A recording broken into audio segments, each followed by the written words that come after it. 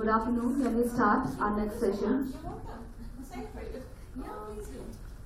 Now we'll start with Vajayanti, right?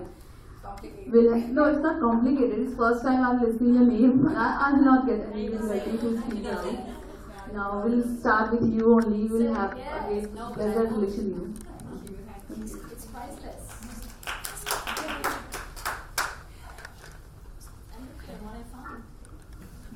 Hello everyone.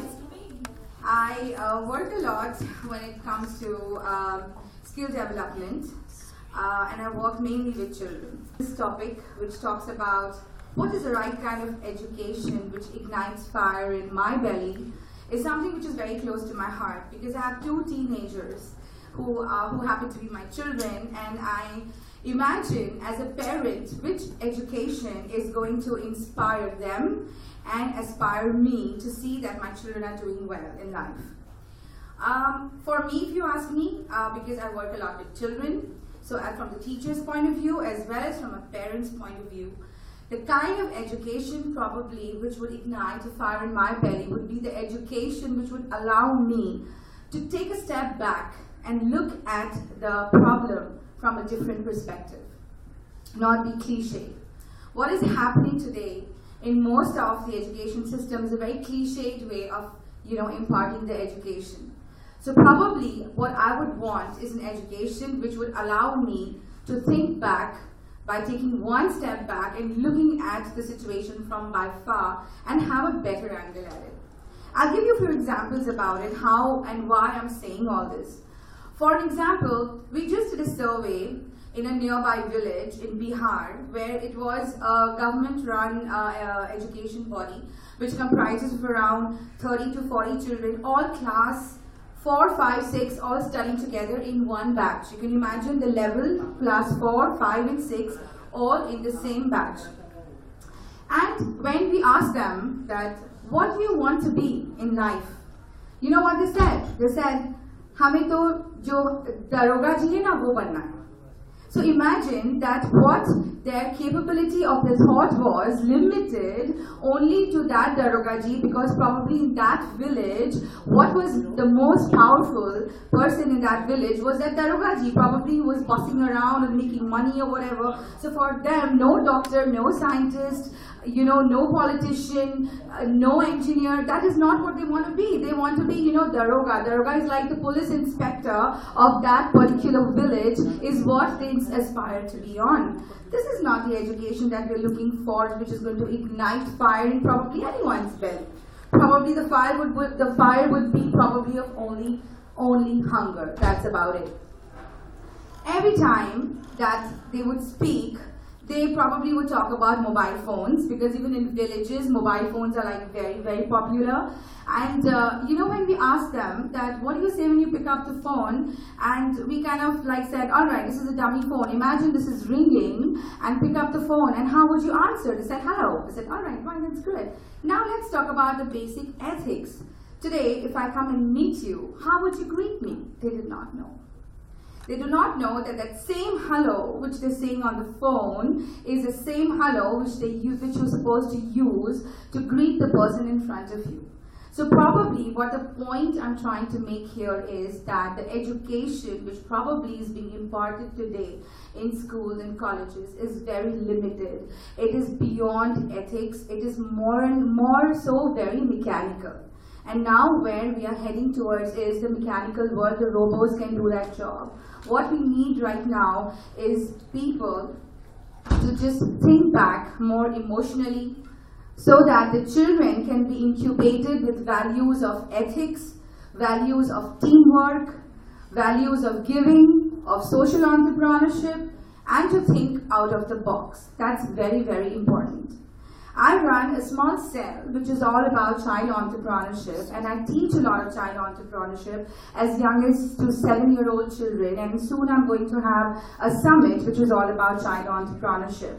And I was amazed at how, given a chance, these children, when they sit across a workshop, they are able to deliver better than what they deliver in a classroom. Like for an example, this parent came up and said to me that my child is enrolled for your workshop, but I want to guard you that he doesn't talk much. That was a disclaimer, that my child does not talk much. So that made me wonder, and that whole 3-day workshop that went by, he was the most talkative and the most, a person who gave the maximum in the workshop. Now, where did that come from? That came from critical thinking. That came from an idealization of a workshop which was out of the box thinking, something which was liberating them, something which was not just a typical narrative which goes on in most of the education system around. So probably for me, as a parent, as a human, as a social worker, and also as a teacher, I always say that when we are raising individuals to take in education and to become entrepreneurs for tomorrow, you have to teach them that the education that we impart to them has to say to them that, when you say that my name, I am so and so, so your I am is just not your identity. It is also your responsibility.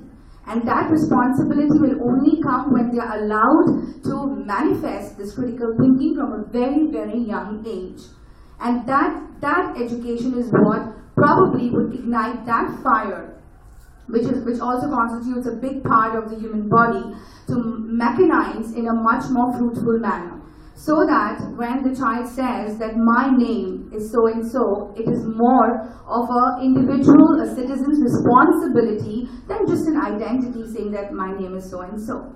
So yes, that for me is education probably, which would be thinking out of the box, which would be of more ethical persona, which would be more of giving, which would be more of receiving, and then at the end of the day, the children I expect who work under me, or as a parent, that the children should always be ready to unlearn what they are learning. Only when an education allows you to unlearn what you have already learned and allows even the teacher to unlearn what you have learned is when you will be able to develop an education system which is much more persuasive in its nature. Thank you.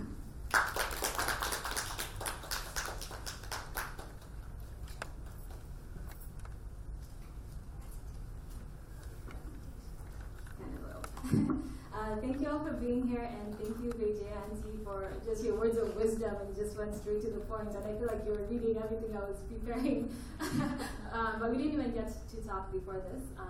But for me as well, like this topic, when I was going through the different topics, this topic was also close to my heart. So my name is Charlene Macharia, and you can put my name is Charlene Macharia, and I came all the way from California. I'm originally from Kenya, but I moved to California 11 years ago with my family. So I moved there when I was in the middle of high school. And it was quite the transition for me. So you can go to the next slide. So we're going to just dive into this discussion on what does it mean? Like, what kind of education is that will ignite a fire in your belly? When I was thinking about this question, the first thing that came to mind is this question of the foundation. Like, first of all, why do we even have education? What are the goals of education in nowadays, the modern education that we have? Does anyone want to share what some goals are? Yeah. To get a good job, probably, yes. So put some of that right. Yes. So I think a lot of people will tell you that, okay, well, I want to further my education so I can get a good job, and then so why do you want to get that good job? So I can make a lot of money and provide for my family. So it's usually that's the typical answer that you'll get from most people, and that figure, people are just chasing money, and I'm not saying that money is bad, but this is just to point out that the goal of education has become really materialistic. And some people are even choosing what career paths they will take based on what will give you the most money in the end, which is really quite interesting. Instead of looking at what skills do I have, what passions do I have,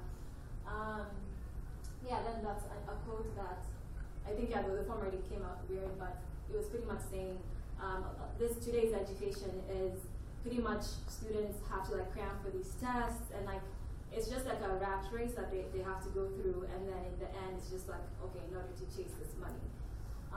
And then another thing that comes up in modern education is just conforming everyone to like the status quo. And go to the next. And then that's go back one. So pretty much that was another quote by David Orr, who's an educational thinker and theorist, and he was just saying that modern education doesn't really encourage people to like think outside of the box and rock the boat. It just wants you to like, yeah, go to school, to the next thing, like don't try to rock the boat. But then, like Vijayanti said, like critical thinking is really important, especially in this kind of dynamic change, and we have a lot of problems that need innovative solutions. So we can go to the next one. Oh, sorry, you went there. Okay. So I was thinking of, okay, so if the goal of education of today is flawed, then we need a higher goal of learning. And so I feel like for me, from my own experience, a higher goal of learning, we want to learn to get an education, to know more, in order to understand more, in order to love more. That should be the goal. And then also it should also be starting with yourself. Because it's one thing to tell people like, this is what you should do, but you should start with yourself. That's how you can really form true change. And I love this quote at the bottom. The goal of education, or the goal of knowledge arising from love, is a reunification of and reconstruction of broken selves in the world. So like, first of all, like acknowledging reality. There's a lot of brokenness in our own lives and then also the world. And then I saw this painting online. It's by Roger Vanderstein, and it's called Adam and Eve in the Garden of Eden. He painted it. It's an oil painting in 1975, and it's just that concept of like the Garden of Eden. This is a place of purity, a place of this. God just created the whole universe and placed Adam and Eve in this garden to take care of the garden, and they were living in harmony with God, living in harmony with their environment. This place of peace. But then the world we live in does not look anything like that right now. There's a lot of disunity spiritually with ourselves, amongst ourselves, miscommunication, and also with our environment. We see the environment also suffering because of the consequences of our actions. So I feel like the higher goal of learning is to coming back to that place of harmony, and it starts with also like loving ourselves. Like if we can love ourselves, then we can't even go and love other people. So the next slide. So know thyself. So I think it's really important because you can go through school, get a PhD, and like know so much about different topics, but I feel like you'll be a big failure if you do all that school and you don't know yourself. Like I feel like that's a huge failure, and I feel like an education that ignites a fire should really, truly help you understand who you really are. So I guess from my experience, I'm going to put, I don't know if a lot of people know about Lion King, but it's a Disney movie. And for me, like this movie really resonated with me because at this time, if you haven't watched it, it's a Disney movie, and Simba, he kind of ran away from home like after his father died, and he was like just really depressed and like running away from his identity as like the king's son, and he was living this other life. And for me, at a point in my life, I felt like, I didn't really know who I was. And for me, I physically came here to America with my family, and I was depressed, but I was not really dealing with my emotions. I was not dealing with the causes of my depression. I was just like, well, I have to do school. It's like the pace of life was so fast. I just had to focus on school, and I was doing well in school until I came to college. School, I was really known as a good student in my family.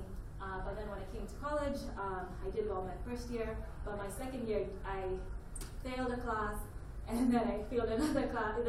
So I think pretty much I came to a breaking point, and it ended up being a huge blessing, because it was at that point that I realized that I needed to evaluate my whole life, and I knew that I was hurting inside, and I wasn't acknowledging it until that point.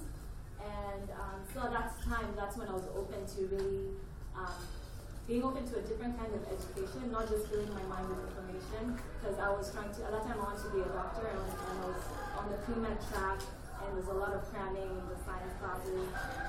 But then none of this information that I was cramming was really helping me deal with my issues.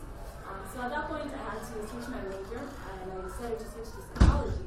And then through my psychology classes, I was taking like cultural psychology, adolescent psychology, and then I also started taking Black studies classes, like looking at African Americans and history in America, also looking at African cinema films.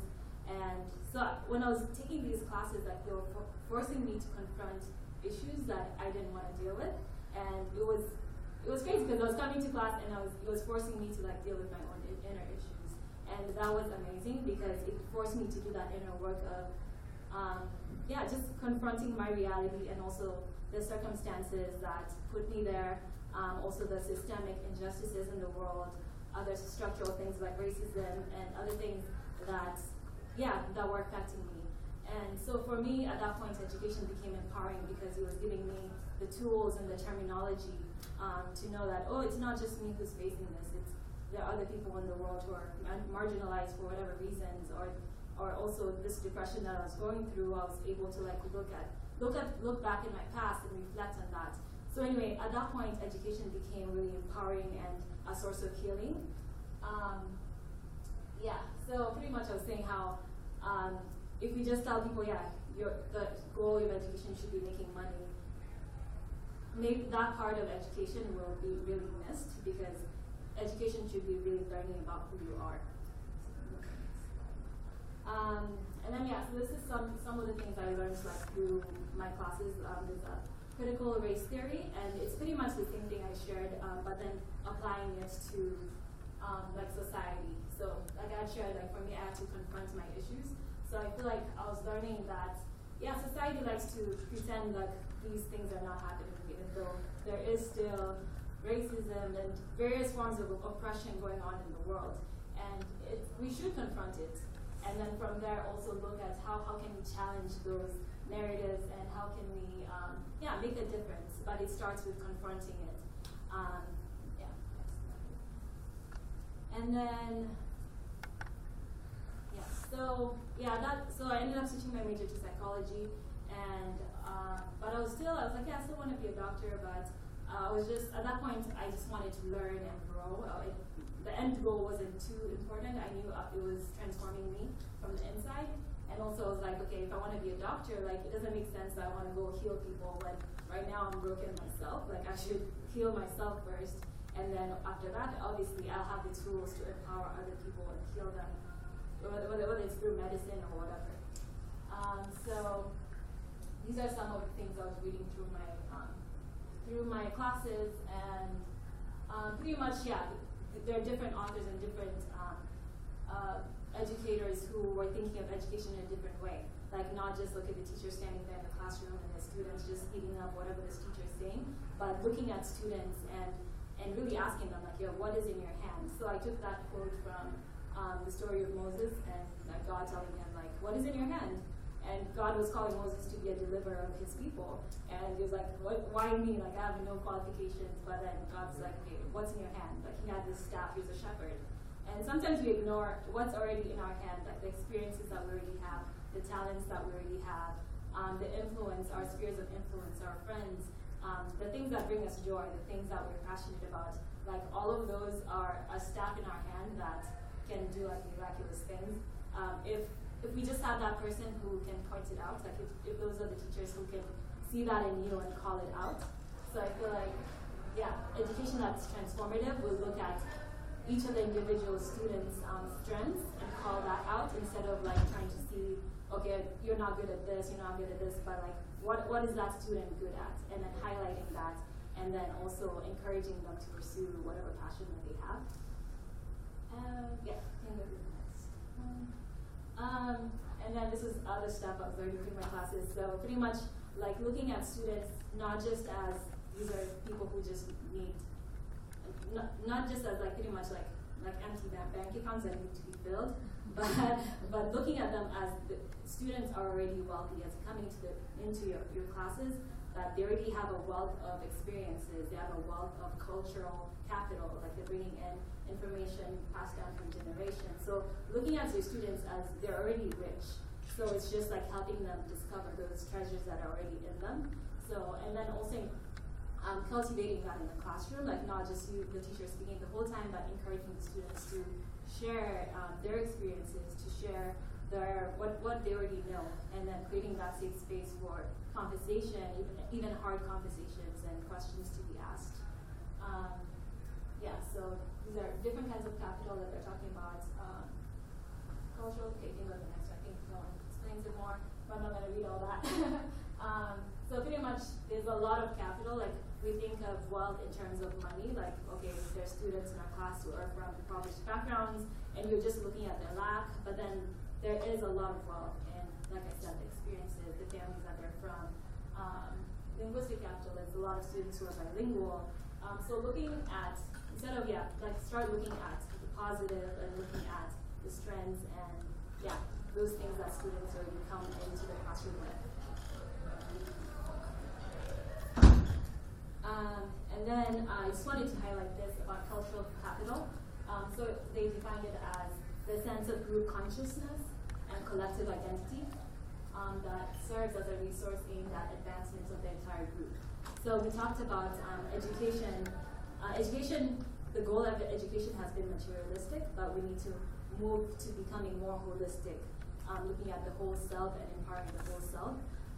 Also, yes, the goal of education should start transforming at an individual level, but we should also expand, like looking at, okay, how can I now transform and empower other communities with the knowledge that I have, with the skills that I have.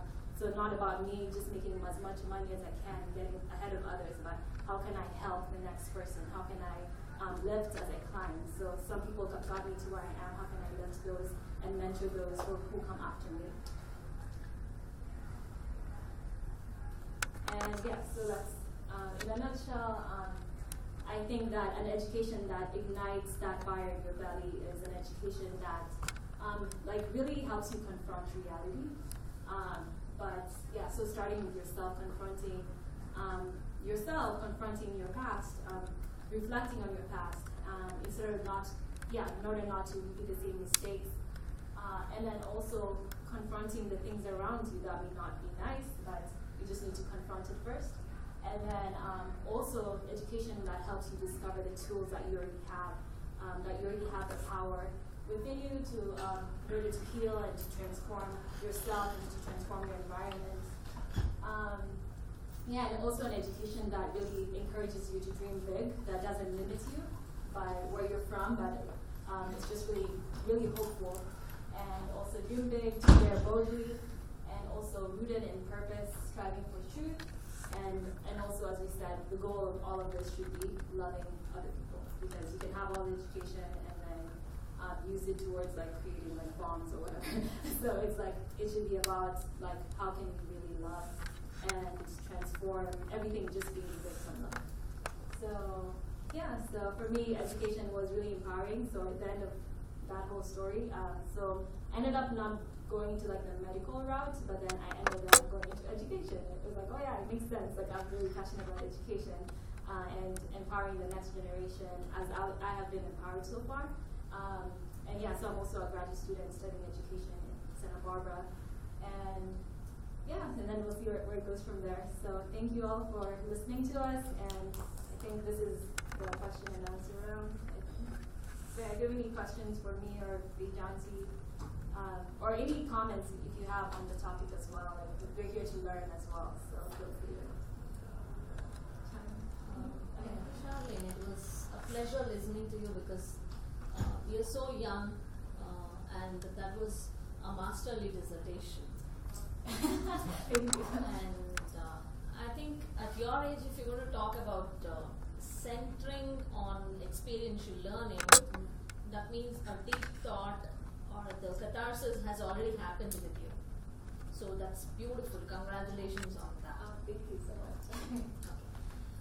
Now, you qualified with psychology?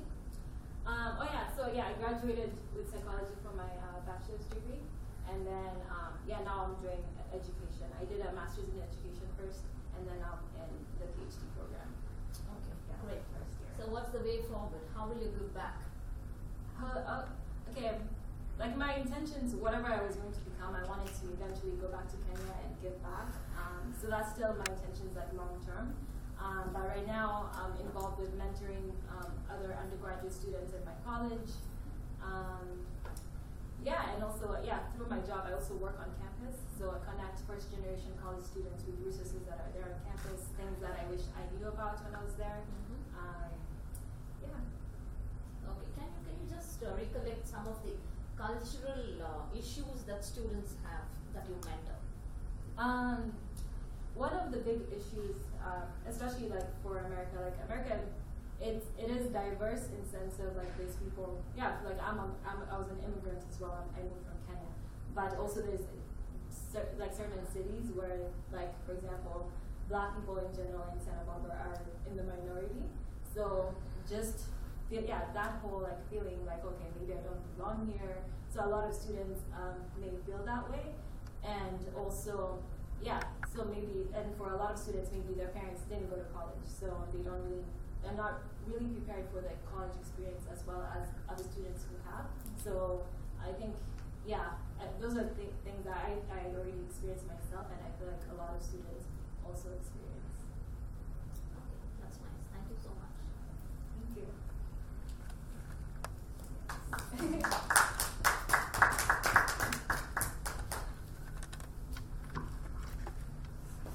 Thank you so much.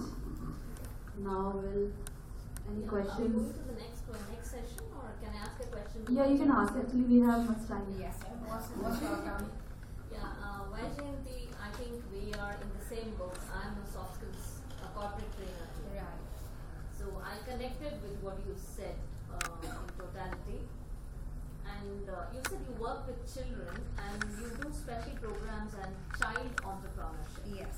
So that's my main forte now, because a lot of children from different backgrounds and very high-end schools, they come to me when I impart them like soft skill training or like table etiquettes, or so I started to notice that they're very closed. They're very, very closed. They have like goals only which is limited to their textbooks, what homework they have to finish, or probably first semesters are coming in, but nothing beyond that.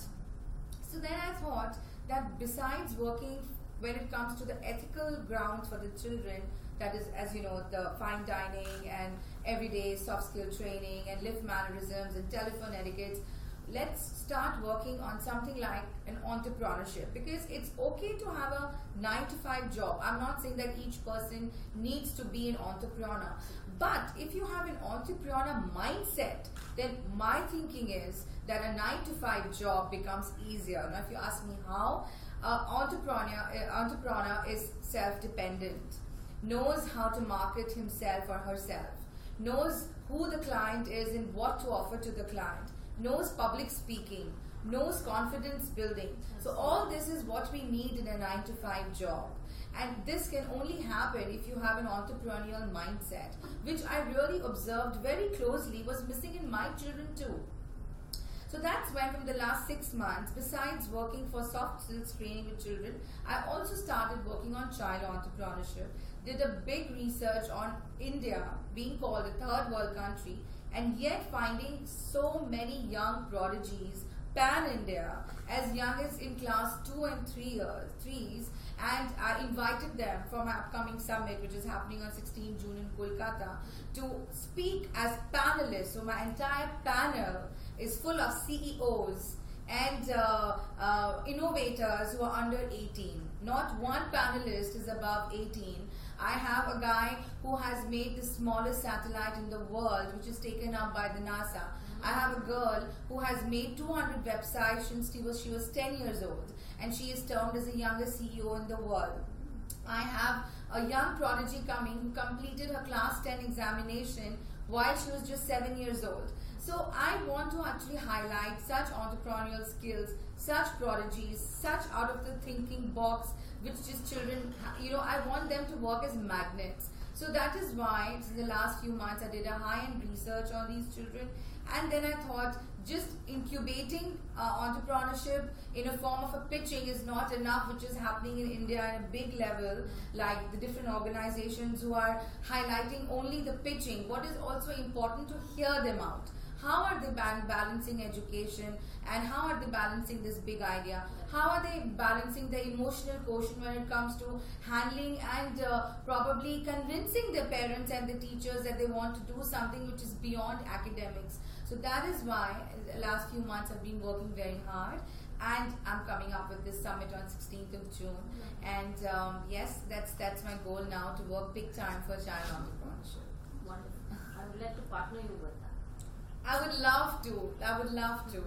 I would love to. Because this is the first ever kind of summit which is happening where the entire panelists as speakers are all under 18, and it's a pan-India. So I'm inviting children all over India, who 10, 12, I'm shortlisting them, and they are coming onto the summit. In fact, I have a summit's website I can share with you, so you would know the kind of speakers coming on board. And during the summit, I also incubated a pitching round. Why not? Any felicitation for innovation is less. So yes, that's what, because I believe that to have an entrepreneurial mind is very important for any economical growth of a country. A 9-to-5 job is good, but what you need is an entrepreneurial mindset. Yeah. So this is basically, you mean to say those kids, there are some kids who don't want to go to a normal school. Probably, and yeah. they have something there in their mindset that they have to just explore something. Do you help them come? So right now I'm bringing their stories forward. Okay. Right now what I'm doing in a very small step is like this boy who's actually left school, is homeschooling, and at the same time pursuing this one big dream that he has is of into robotics, but he can't give time to both. So his parents have agreed to homeschool him and at the same time do this. So for now, I'm bringing such stories forward. You help to convince parents also to because sometimes parents don't let children So that is why I want them to hear that from the horse's mouth. So I want the children to talk. That. So yeah. I'm just asking because there's one of my clients. Right. His child was having this kind of thing, Right. and he was in a very depressed and mental state, and rather they had to send him to a rehab.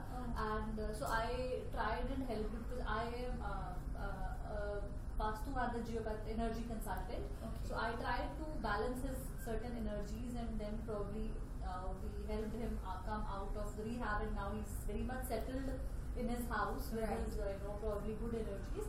But yes, as I heard about this, so maybe we can just refer them that okay, it's not always. I suggested them ki, in case if your child wants to do, why don't you let him? Right. But obviously, you being into that particular thing, Right. you will be able to convince them more.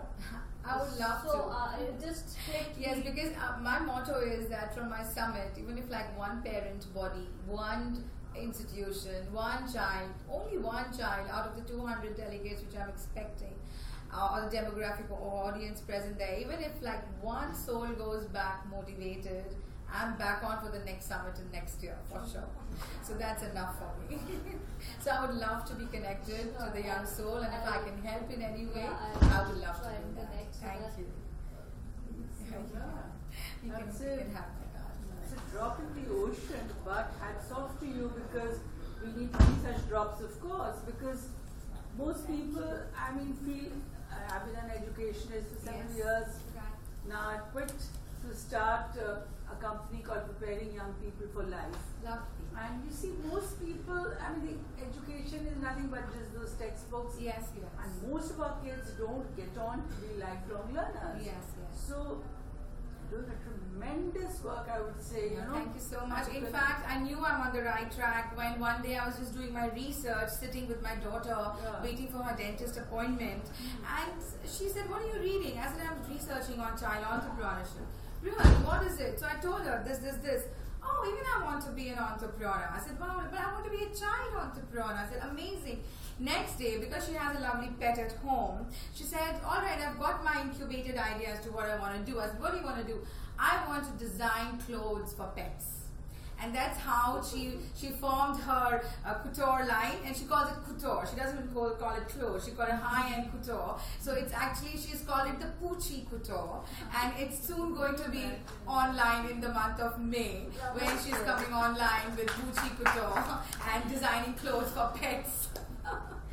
So yes, I'm happy that at least someone is there who's getting motivated. If so, that soul is in my house. Yes, thank you. Thank you so much. We'll now wind up this session, and before doing that, we will have a group photography. Can we have that, please? All of you can join. Okay, wait. Maybe you too. Yeah,